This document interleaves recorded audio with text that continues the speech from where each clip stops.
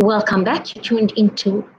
Welcome back. You're tuned into Inspired Afternoons, and today on our Educational Insights segment, we're discussing racism in school. We're having a discussion, and this was due to an article I came across by the innovative organization that had a discussion regarding racism.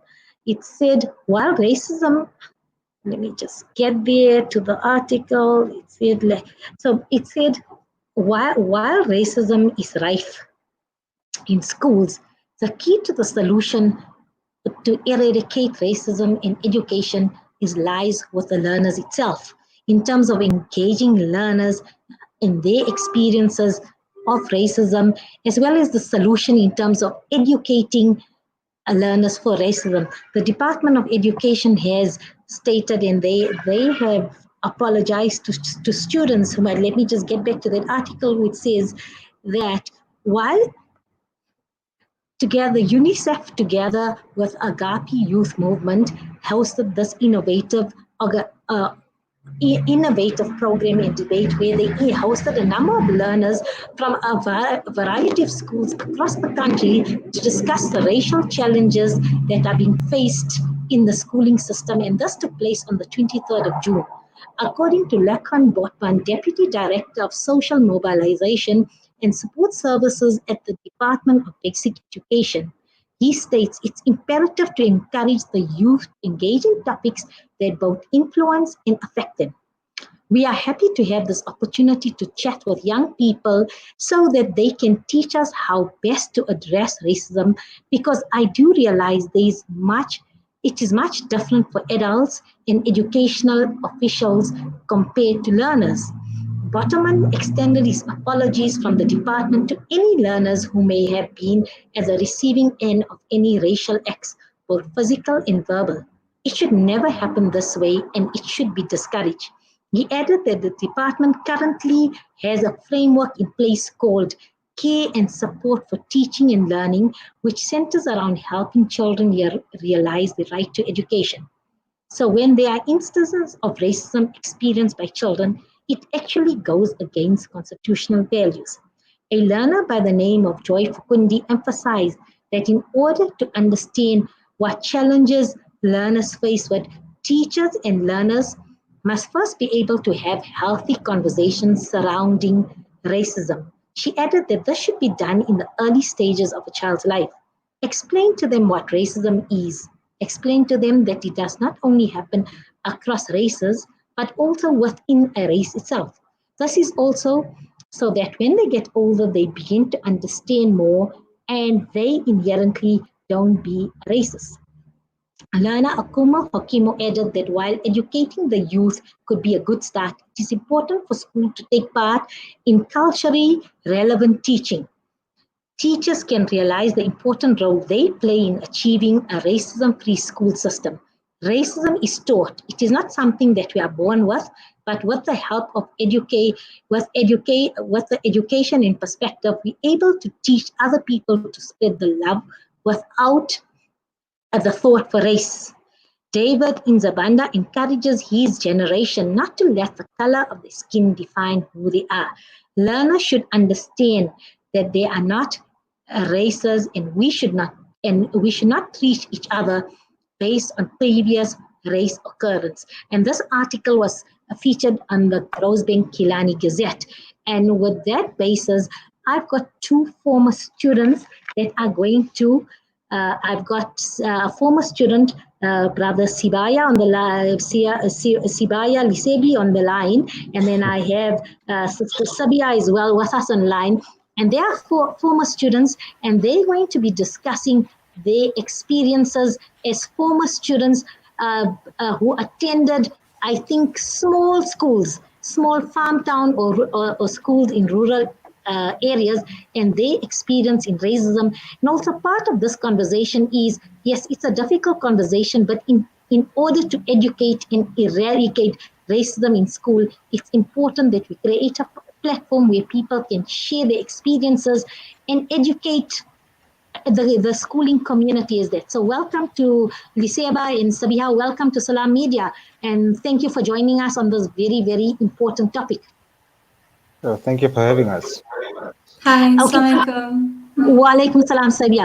Diseba, please can you explain your growing up, your experiences of racism within a schooling context, and did you attend a school that was integrated well in terms of your experiences? Can we just discuss some of the experiences you had?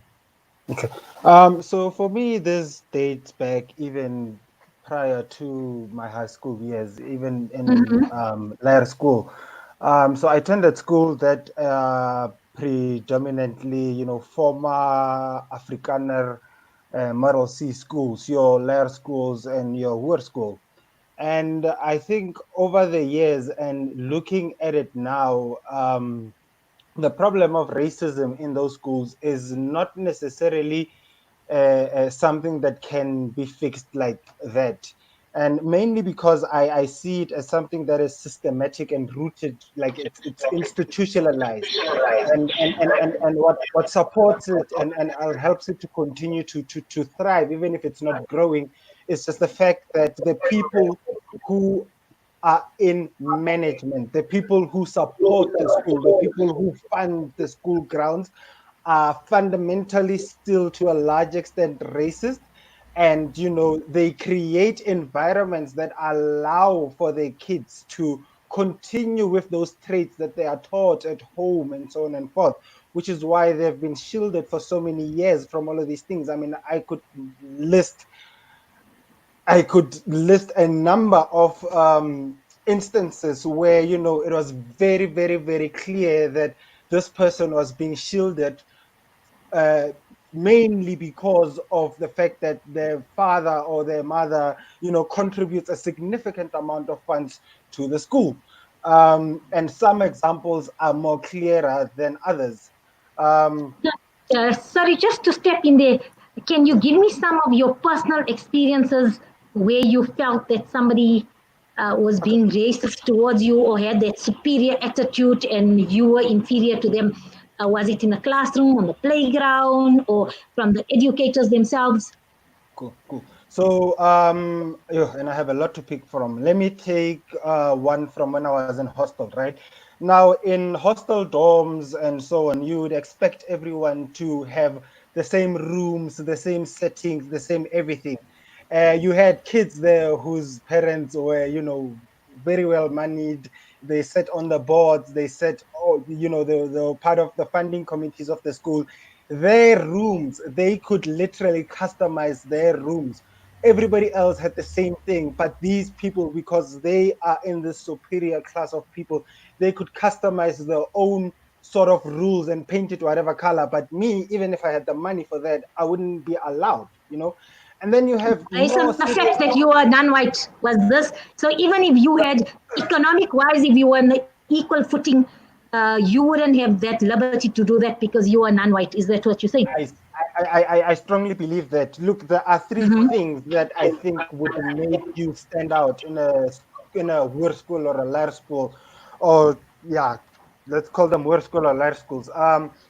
It's either A, you serve a purpose for the school, which means you play sports and they need you.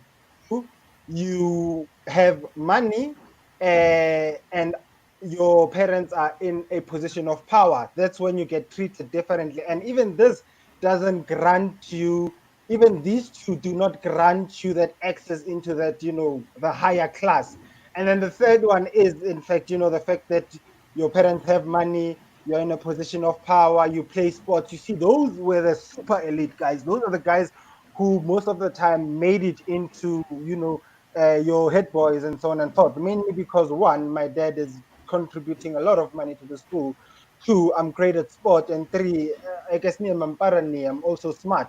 So you could see that, and it was very clear that there were people who were treated differently. I'll take George Orwell's saying, all animals are equal, but some are more equal than And others. some are more equal than others, right? Yes, Okay, so and, let me and that is exactly that was happening. That's exactly what was happening right okay. now. Let me get Sabiha here now in. Sabiha, what was your experiences? So you also attended a small town school, sort of a war school kind of a setup that was previously Afrikaans medium and then maybe progressed to dual medium, or then the medium of instruction was English. So, what was your experience in terms of racism in school? Did you feel, was it tangible that you were made to feel inferior because you were Indian, you were non-white? Tell us some of your experiences. All right. So for me personally, me and other Muslim girls who chose to wear the hijab or the scarf over the head for school, there were many quarrels between us teachers and the principal, and just I guess you would say school management that didn't want to allow that. They didn't want to allow the hijab. They didn't want to allow us wearing long pants because I mean, if you're wearing the hijab, you're not going to wear a short skirt. And there was quarrels around that, but eventually they gave into it and they allowed it. But with me and my encounters with fellow students, so I had many encounters where if I passed by a group of some Afrikaans boys and that they would call me names like Vaslap because I wear the scarf, or they'll call me terrorist. And it was this constant kind of teasing here and there. Of course, it wasn't all Afrikaans children. I came across many nice Afrikaans kids who would talk to me and we'd have great conversations and that. But the really bad apples of the group, I mean, I guess maybe they also influence others, but they've never really been fairly disciplined for it. And I feel like this encourages this behavior. And another encounter I had, which I really don't think I'd ever forget, was we were changing classes in the corridors, and an Afrikaans boy, he bumped into me, and he looked at me with this face of disgust, like this look of utter disgust. He wipes his arm aggressively and he screams "ew" in my face, but I'm talking about like screaming, yelling. And I'm scared. I'm like, as a child, I'm in that moment, you're scared, you're like standing still. And my black classmates and my black friends were the only ones that had defended me. The other white students that were passing by, they never stopped him. I don't know if any of the teachers saw or if they turned a blind eye, but none of them intervened in that moment. So I really just had myself and my black friends and classmates to be there for me. So that's my personal experience. And yeah, so now I read the article where the department has now special intervention, just as we have bullying policies and workshops and life skills regarding bullying. The department has now acknowledged that racism still exists in school. Measures are being put in place, but having all this, it needs an attitude change, because the racism Yes. attitude, it's a learned behavior. You're not born a racist. We're not born. It's a learned behavior. So the thing is, especially I think in smaller school settings, it's a community and a cultural shift that needs to be changed, because where do these learners learn about this? Because you are all the millenniums born free, so to speak, or just coming out of that. So I don't think personally, even on the side of the white and non-white kids, you weren't subjected to racism laws and regulations as your parents and grandparents had experienced it or counted where it was legislated. So the thing is then, where is this attitude and mindset coming from? And in my assessment as a counselor, as a psychologist, and that, I would say it's coming up from the community, from the family, in terms of what we discussed on the dinner table. How do you view people? Even the fact your domestic staff that are working there, the gardeners, how they are treated. Children see that from a very young age, when they 3, 4, see how parents refer to home help, domestic workers, your gardeners, and it comes from there in terms of I'm superior to them because of the color of my skin. So do you think now that you are out of school, you are both former students, in terms of schools, small town schools, do you think SJB's school managements are making an effort to change in terms of getting everybody to eradicate and educate everybody regarding racism? So, Seba, what do you think about it? Are efforts being made now compared to when you were at school? Look, I was under the impression, but that, and to be more specific, my former school, I was under the impression that there was progression towards, some change. But given the stories that have come out since a spotlight was put in the school that I went to just recently, I think So last can week, you just it discuss, becomes just give us some background? You say about while we're talking about that. So I know a school in Limpopo has come under fire. You were a former student of that school. So just tell us what was written on the wall for people who have not yet followed that or seen News 24 article. So what was written on the school wall? So what was written there is that, of course, Black Lives Matter, because if not, who's going to be a slave? Something somewhere along that line.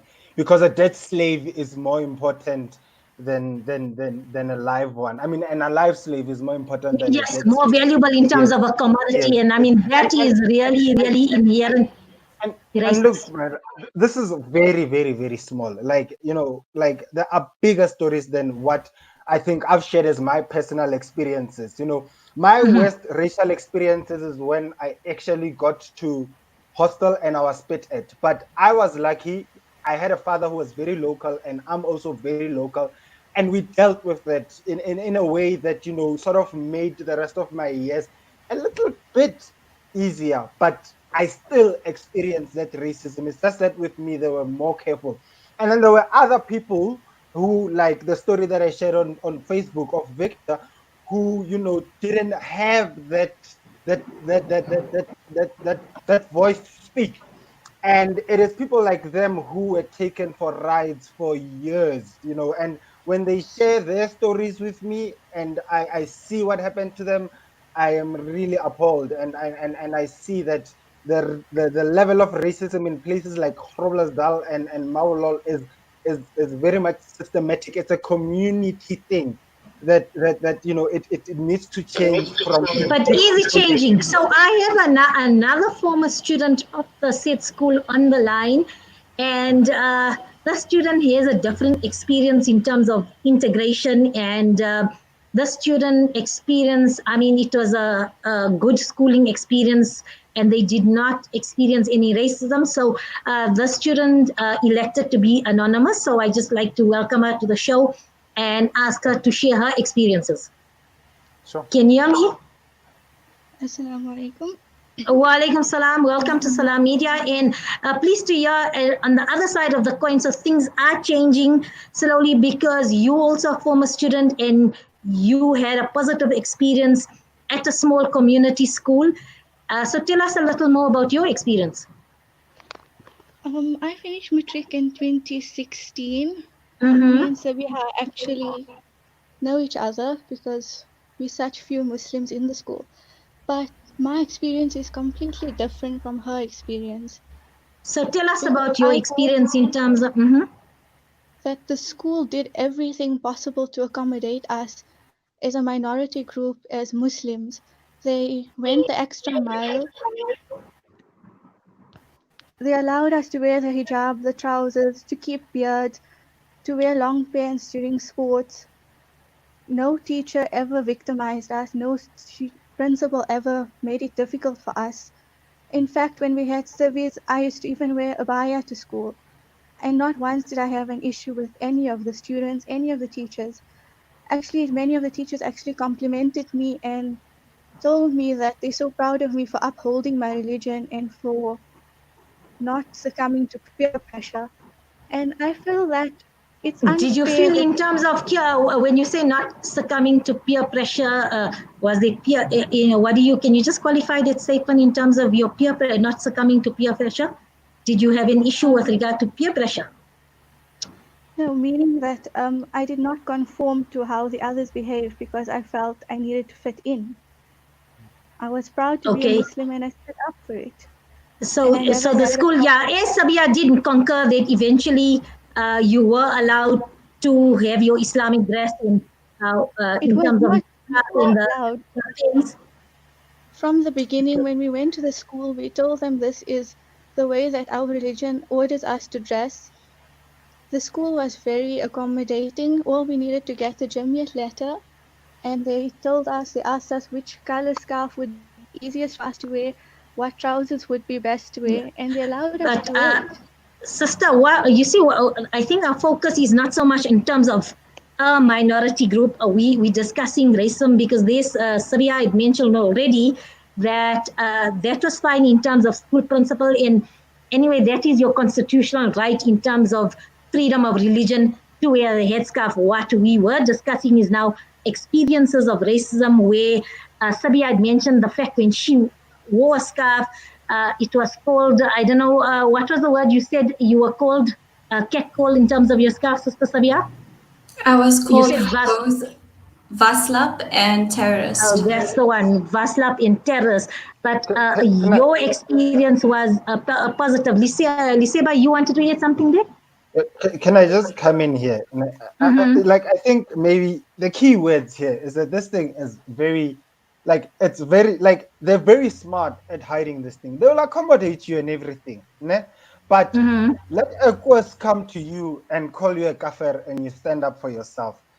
How that works out. So a former student that's here, I'm sure, like, and I don't know you, but I'm sure you were the quiet type. You just went to school, you did your classes, and you went back. Had you maybe been more of the socialite, someone who's very vocal, your experience would have been very, very, very different. I can almost guarantee that. So But having, and, mm-hmm. and they do take those minimum things. Like Ben Falun is not a horrible school; it's a good school, but it's rife with racism. That was my problem, and I speak just for that school. Like during my time, that was the problem. It's not that they didn't try to accommodate us. It's not that, no, but when the chips fell and when blame had to be allocated and right had to be done and someone had to be sent to receive the hammer or whatever the case is, that was handled differently. That was handled in relation to who you are, who your dad is, how much money they're bringing in, what's your status. That's what dictated the way in which they handled your situation. So basically, I say, look, So the department is acknowledged that, I mean, there is racism in school.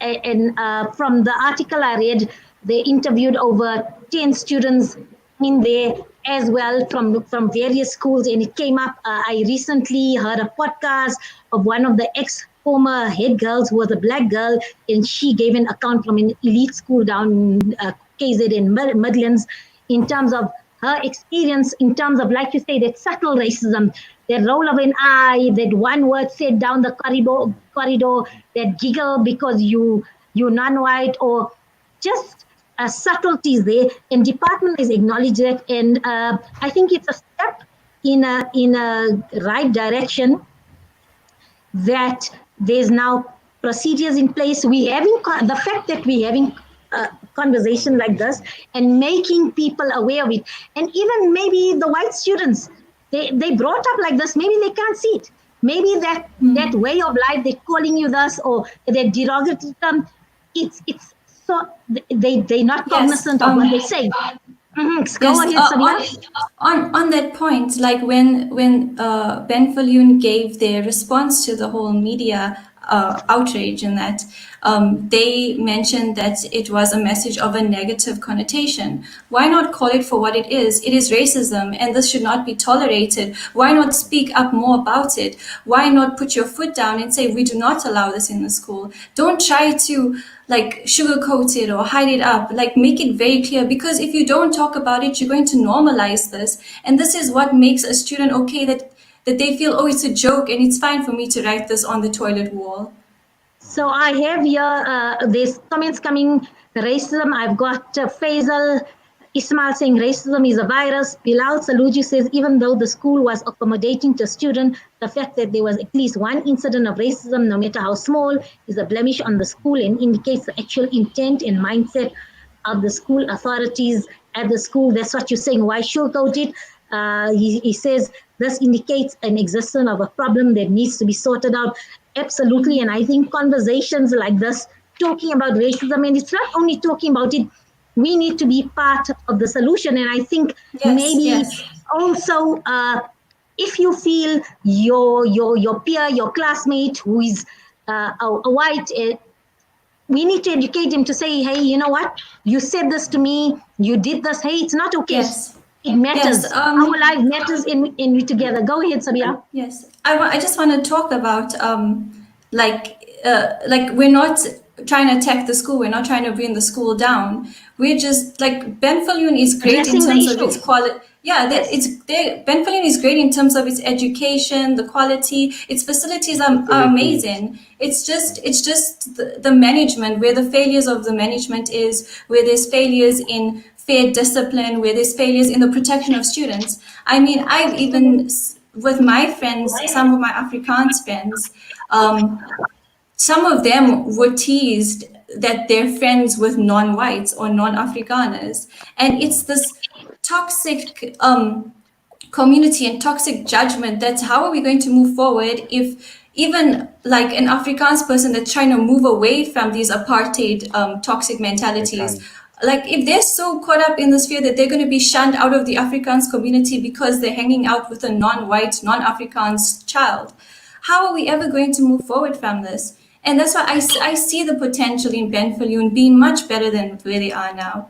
And I So, know that they can do anonymous, better. Sabia, I just want to check some response from our anonymous sister. Is she still there? Okay, G. Oh, sorry, Sister are you Miriam, still I would there? like to say that you mentioned that racism begins with an attitude. When we're in high school, we are all adults and we are all accountable for our own behavior. Before we enter the high school, we enter with the values we are taught at home. So I feel that if the person could not stand up and report that act of racism, then how can they hold the school accountable and call the school a racist school if they never ever report it or try to take action against it? Okay, maybe You want to can I respond? Respond. Yes, you can. I want to come in and I want to give I didn't catch your name again. Well, the Anonymous. sister Oh Chu yeah, elects anonymous. Yes, to be sorry. anonymous. Yes. I want to share a story of a friend of mine who was in an African school, if you'll allow me, and I'll keep it nice and short. And I think I've shared it with the other guests here, right? Now, this was a friend of mine who was enrolled in an African school for many years, right? And this person was called kafir, beaten up, and none of the teachers gave 2 cents as to what was going to happen to them. None of them raised anything for years. And this person was in Afrikaans classes even before they came to Benfalin, so they knew what they were getting themselves to. But when they got to the school that we are talking about right now, it was a completely different ballgame. This person would be called kafir in front of the lecturers. You'd be beaten up. Nothing would happen. And it got to a point where the guy physically had to defend himself. And, against an entire gang of white guys, and the day before he had gotten beaten up, and on the next day, he came to school, but he just had his scissor on him to defend himself. And that's the only fault that we can have on him, that he defended himself with a scissor and not his fist. And even then, it's not a fault. I would have done the same thing to protect myself. Now, this is where the racism is very clear, right? Instead of the school handling the situation in a way that everybody is held accountable, where those of us who joined in his fight and the white boys are sitting in detention or something like that, that is not what happened. What happened is that we were told that no, we are in the wrong, we were found guilty, but that because there were so many of us in the fight, nothing happened to us. The white boys that were had been continually provoking this friend of mine, nothing was done to them. Instead, this guy was isolated. First of all, he was told that we are expelling you from the school. You are going. And luckily, he was brave enough to go to the department and source the right information. And he found out that, hey, I'm in matric. And for them to check me out, they actually need the department's approval. The guys at the department called the school, and the school denied that they actually expelled him. The next day, when the guy got to school, this is clear evidence of systematic racism. When he got there with his parents, he finds a contract where he now will pay prorated school fees, which means you pay less.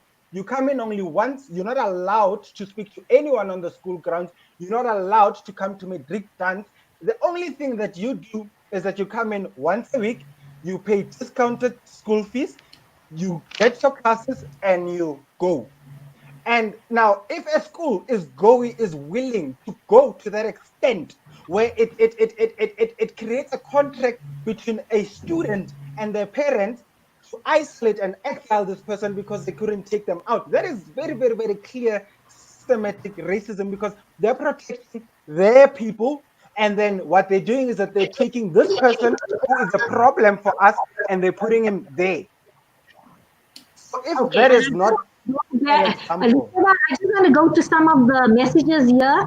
Helen Mulani says they should have structures within the system that outline the consequence of such racism, whether blunt or subtle. I've got Faisal Ismail again, institutionalized racism entrenched at the school. These kids are brought up like that. Then I've got Sister Jasmine Ismail says, I'm not sure who is this anonymous sister. I'm matriculated 18 years from the school. While I was there, black students were spat on, called the K word. I mean, that concurs with what you said, pushed in the corridors. I'm so sorry, this anonymous sister in isolated experience cannot blame students for racist abuse that goes on. Sabiha, so why are you bringing up this now? Is it to highlight that the racism is still prevalent in certain schools? So for me, like I went through my high school. You know, I took it. I endured it. I didn't want to make a fuss, and I just wanted to, you know, matriculate and leave. And I always had hopes that there will be more progress to it. But when this news broke out, it made me feel like are children still going through this? You know, because I'm thinking, like, I don't even care if, like, it's not a white versus black or color issue. It's racism versus non-racism. Like I just want the school to put more effort into disciplining these children who are bullies, not only bullying colored kids and showing racism towards them, but also bullying the Afrikaans and white kids that want to be friends with these children, that are trying to bridge the gap. That's just all I want. And that's why I was like, okay, you know what? I kept quiet in high school. And I feel bad that I also didn't speak up, not only for myself, but for my fellow schoolmates. I feel bad about that. So I felt this is my time. Let me help. Let me speak up, because I know Ben Filioun can be better. It's a fantastic school. It's just not like I said, not all white teachers and not all white students are racist. There are a select few, but they're really bad, and it's not managed and disciplined correctly. And there's no consistency. Yes, Liseba, yes. you can add to that, Liseba. Yes, there's no consistency in the application of rules. You know, like I said, if you serve a purpose for them and you know sports, you'll get off with a couple of things. If you're one of the smart guys and they know not to mess with you, they will make your life a bit more easier. No white person is really going to. If they come to you, one of the teachers is going to tell them that, hey, Biki, don't go down that route. And if you're paying a lot of money, then your life is sorted. You know, even within them themselves, like it's this thing is so deep that, because I saw a lot of things. I was in the hostel, right? Even within themselves, those who were rich at the hostel, you could see that they are bullying. When they get tired of bullying us, the white guys, they would go to the lower class white people and beat them around and so on. No, I just want to come in there, Liseba, and Sabiha made a valid point. This is not about a black and white issue or black and Indian issue or black Indian and white issue. It's about those that are racist and those that are non-racist, because you've acknowledged that there are many white children who took up with olive branch, changed attitudes. Their families also were ready to integrate, wanted to form friendships across the color line, and was happening. But then those children were also a victim then of discrimination and racism, because you are now befriending a non-white, so you were stigmatized. So then they were victims of stigmatization. So I think you brought it into context. This issue is not a black and white issue or black and Indian issue, but rather racism versus non-racism, because as you've correctly said, this is a good school. There are good, dedicated educators also who want to break this chain of racism. And there are white learners there that have changed attitudes and reached out and formed bonds of friendship in seeing the situation for what it is. But having said that, there are still a minority that exist there that are inherently racist, and that is not being addressed. So, Anonymous Sister, you mentioned to my producer that you are a victim of a homophobic Islamic incident that you received then on the hands of black learners. Can you just tell us what was that experience like? I never mentioned any such thing.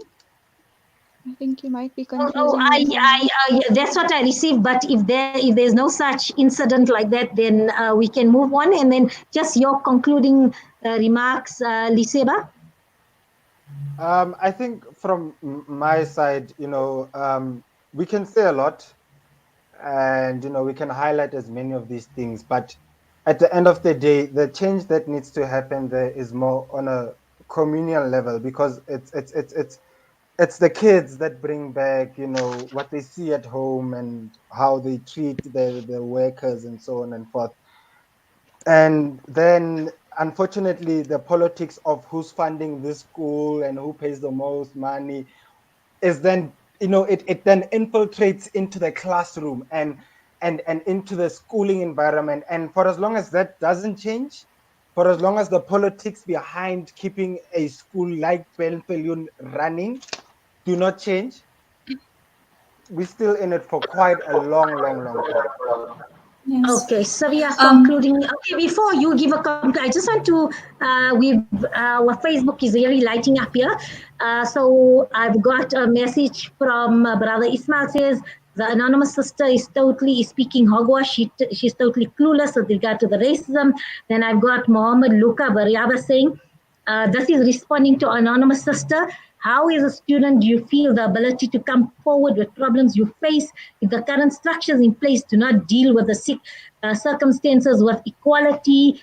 Do you feel safe to come forward if you exist in an environment where you are not treated equally with dignity and respect? That's what you said, that there's no equality in terms of how people are dealt with. Liseba, you spoke about that uh, earlier. They said one solution, Bilal Saluji says, one solution should be to restructure the discipline policy to factor in stricter and harsher correction measures for race incidents, a total restructure of policy. And then Mohammed says it's a fully fledged problem that exists in many structures, being schools, communities, family structures. Schools need to be a place of learning where students feel safe and treated with respect and dignity. That being said, it's a perfect platform where change needs to start. I totally concur with that sentiment. Just let's do concluding comments with Sabia and then anonymous sister on this issue of racism. Okay, so yeah, that's my concluding things. It's just it's in terms of school management, how discipline is handled. Many people have mentioned, you can't really blame a facility specifically, but more individuals, whether it's individual students, individual parents of students, or individual teachers. But you have to make the effort to discipline these people, and you have to make an effort to change this mindset. And what else did I want to say? Okay, let me go to I'm looking anonymous so much sister. more. If you Sorry. think back, I can get back to you. Concluding remarks, anonymous sister. I understand that racism is prevalent and it's prevalent in our society. And in a school of Benfilion where there's 700 plus students, we cannot interview each and every student and ask their viewpoint. We understand there are certain students which are racist, but they are a minority. And we cannot color the whole school as a racist school due to that minority. And it's unfortunate that some students had bad experience as Lesiva and Sabiha, but there's also students which had very good experiences which came out of their school learning about so much of diversity, about learning to respect other cultures, religions, races, because we were put together and we were never forced to view each other as lesser. Those people that viewed each other as lesser, which were racist, were acting in that way because they were taught that way in their home environment or in their own personal time. So it is not the school which is a racist, it is the individual which is a racist. Yes. So, That's sister, like as I stated. anonymous sister, yes. So, anonymous sister, you do acknowledge that there were elements of racism at the school. That was from your concluding remarks. You do acknowledge that there were elements of racism at the school. From the incident which That's we what you see said. right now, which And in your brought up experience, when this you were there, whole. in your When I was experience, there, when you I were did there, not experience any and, racism. and have you From seen, the I mean, from what you said, there were minor incidents of racism. So you were not aware of any racism at the school at the time when you were there? in any aspect of society, there is racism No, but prevalent. I 100% that is in order. But just we're focusing now on the experience. So, were there instances, or was the racism there? Not the percentage doesn't matter. The fact that if an institution there's racism there, and as well as the fact there's no structures in place or policies in place or workshops or facilities in place in terms of dealing with racism. That's the issue that we'd like to discuss. But I think now we've caught out There of is time just to, sorry, go ahead. the teachers and the principal is not racist. That's what I can comment from my side. I've never experienced any racism from the teachers or principal as a Okay, I student. just want to go to some comments here. That says, I think, so Helen wants to know, does our anonymous sister understand what structural racism is? And then Safia Saluji is saying, regardless of whether racist students are minority or not, they need to be brought to book. They need to be called out for the actions, and the fact that the school did nothing means they were complacent and a part of that racism. So I think we're going to leave it here. It's been a very informative, insightful discussion. And thank you for all coming on air and sharing your point of views, as well as your having the courage to share your experiences. And I think it's now being the fact that you came up to take action. And like you say it's a good school, but we need to make it better. We need to stamp out racism 25 years onwards. We need to carry the legacy of 27 years of our late great states President Nelson Mandela for sitting in there to stamp out racism. And the fact, I think, what's overriding is his ability to forgive.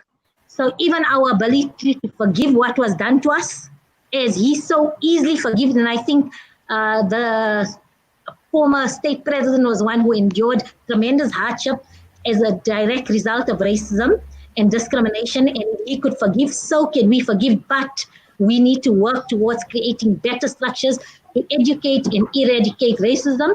And I just like to end up with a quote by our late state President Nelson Mandela. No one is born hating another person because of the color of his skin or his background or religion. We're not born with it. It's a learned behavior which we need to eradicate. So I guess Sister Jasneem Ismail exactly concurs with me. She says exactly, Mandela Day is coming. So let's fix what is wrong. And thank you for joining our discussion and being on this platform. And hopefully this is the start of many conversations to create awareness and eradicate racism in society, be it schools, in our communities, even in our homes. Thanks so much. Thank you. So please go on and promote this and promote the feedback. And I'd like to thank everybody, all our contributors as well. For this, it's been a truly inspired and insightful afternoon with me, Mariam Mia. Until tomorrow, stay safe and keep warm. Peace and blessings to all of you. Yes. Bye-bye.